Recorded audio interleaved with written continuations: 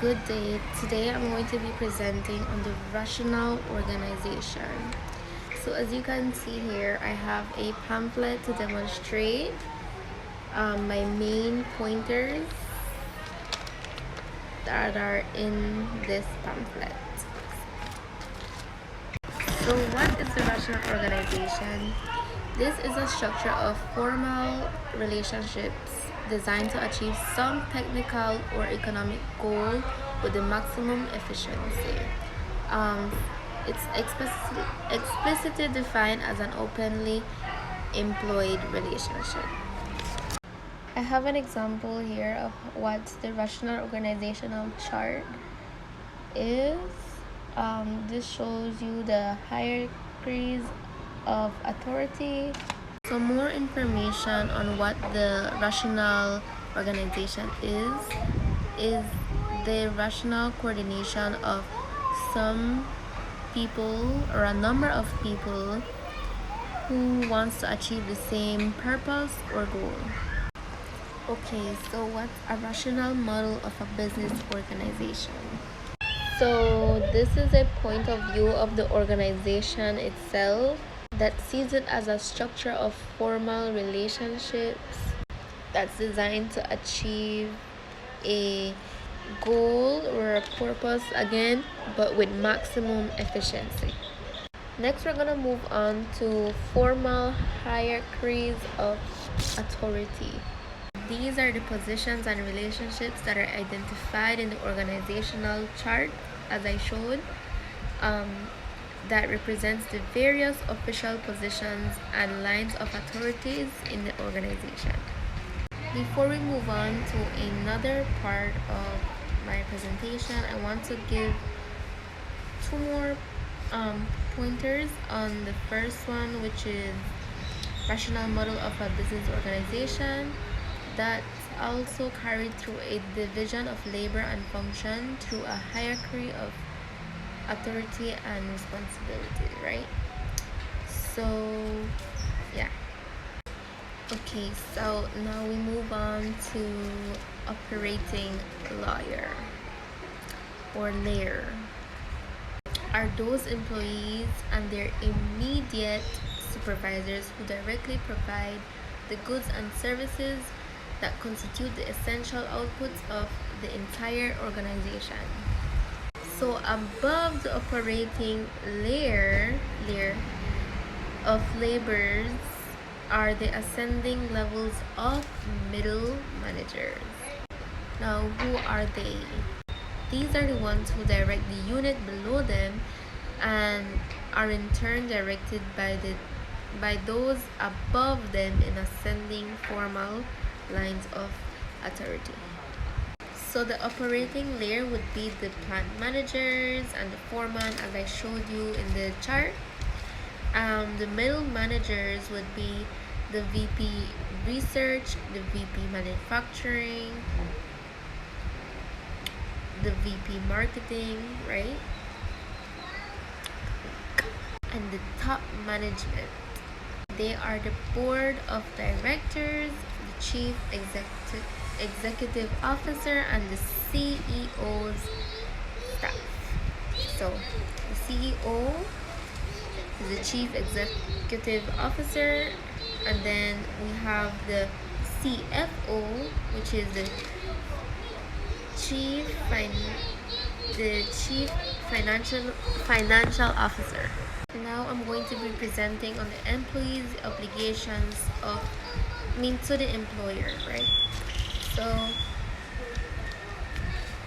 So now in the rational point of view of the firm, so the employee's main ethical work is to work towards the goal of the firm and avoid any activities that might be harmful to their goals that they're trying to achieve. So to be unethical basically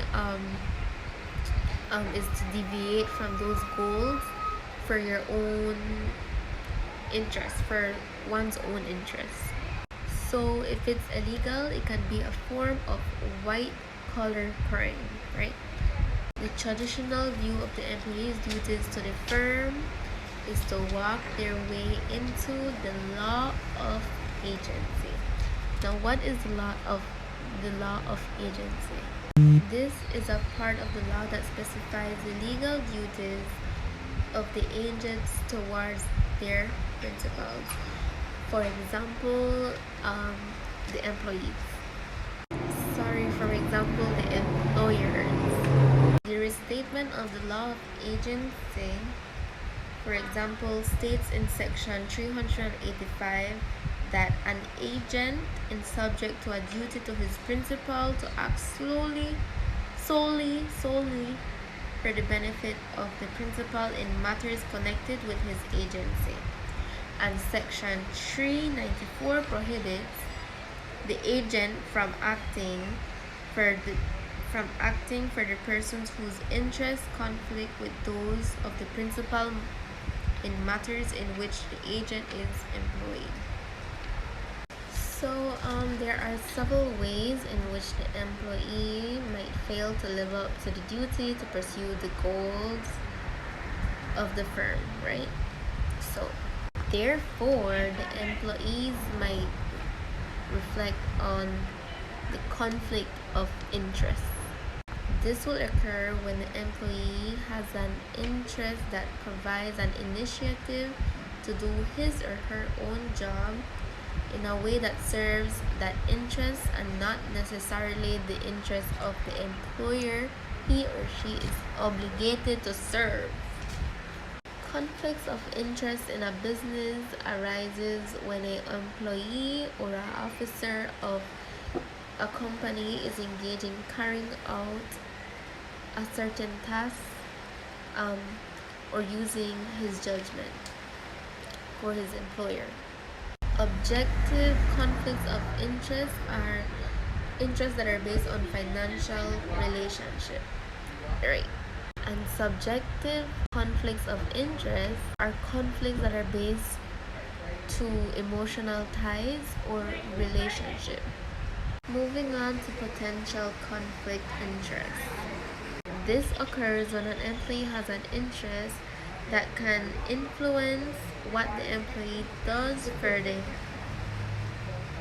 employer if the employee were to perform a certain task to the employer, but he or she has not yet been given the task to perform. Next is the actual conflict of interest. This occurs when an employee has an interest that could influence the judgment now. So the first one is what is an influence to what the employee does. This one is the influence of judgment the employee makes. Some ethics have claimed that even to allow the appearance of conflict of interest is wrong. So now we have the appearance conflict of interest. This is a situation of where an employee has no conflict of interest, but in which other people are looking at the situation may come to believe that there is an actual conflict of interest. They think it wrong. They think about it wrongly. So conflicts of interest can be created by different situations and activities. So two kinds of situational activities demand further attention, for example, commercial bribes and gifts. A bribe is a consideration whereby it is offered to an employee by an outside person of the firm. So it's something of a value that's offered to an employee, right? Lastly, commercial extortion. This occurs when an employee demands a consideration from a person outside the firm as a condition for dealing favorably with those persons. So accepting gifts may or may not be ethical. The purchasing agents, for example, they accept small gifts from a salesperson without even asking. So yeah.